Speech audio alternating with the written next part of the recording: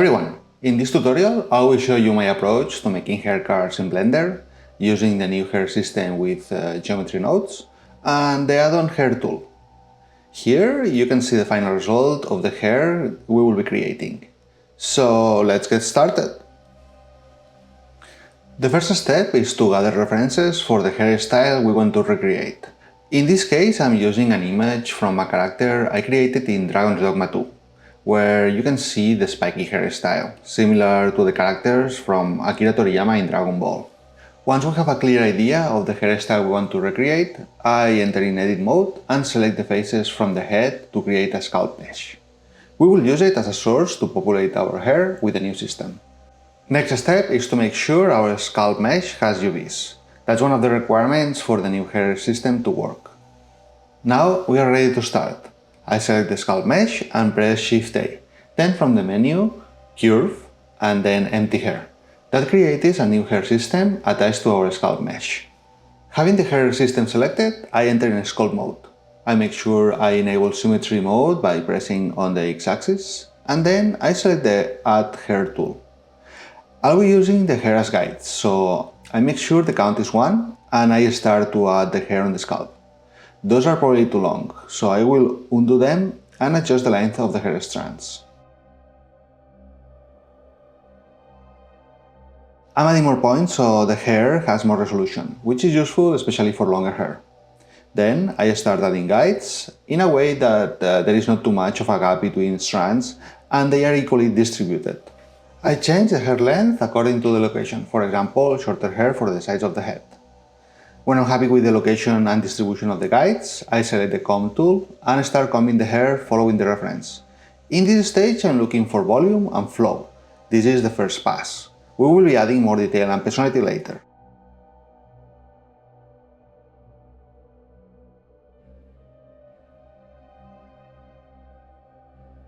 Once we are happy with the volume and flow, I start adding more detail. The first thing is adding more density. For that, I use the node interpolation, which creates hair strands following our guide parents. The first setting is surface.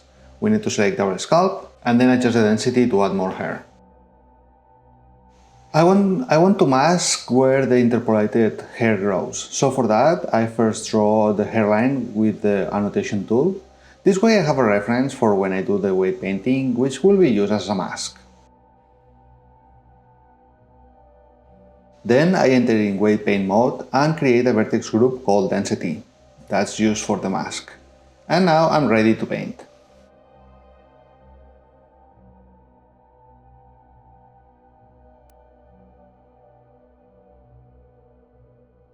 Once the mask is done, I go back to the modifier and change the density mask to our mask. Now I will be adding more detail. To do that I use different nodes, such as clamp. I toggle the interpolation node on and off so the viewport is more performant. Another node I like to use is the freeze node, which makes the hair look a little bit more rough. And lastly, the noise node, which adds more variation and makes the hair look more natural. You can play with the different nodes and settings to achieve the hairstyle that you want.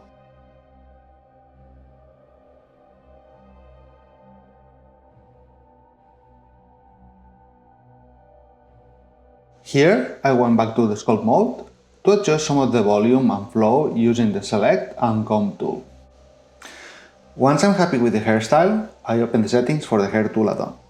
That will convert our hair curves to hair cards. The first step is to create a new hair system and a strength generator.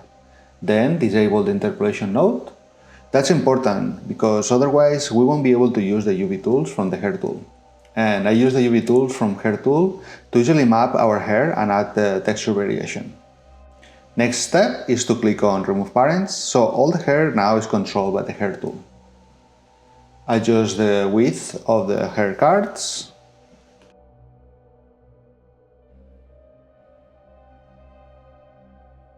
And then I add more density for the new system. And toggle on-off the line to surface option to check the cards. Then I will add our mask to the new system. And I change the viewport to see the hair textures. Now that we have selected the UV regions distribute, we can change the hair textures and see what works better. This is, in my opinion, the best tool from the add-on. Now I will recreate the hairstyle done with the nodes using the hair tool. The first deformer will be for the clumps.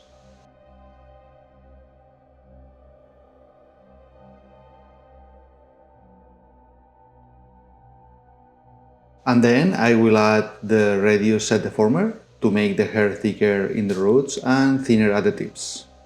And I think the result is pretty good. Lastly, I'm adding the smooth strand deformer, which makes the curves smoother and the hair nicer.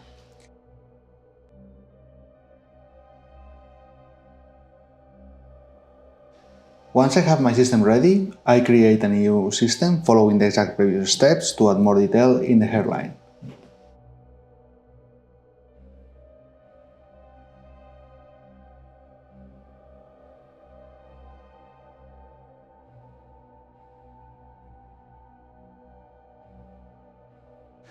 The last step is to convert the hair cards into actual meshes. I press Ctrl-Shift-H and select Finalize Hair.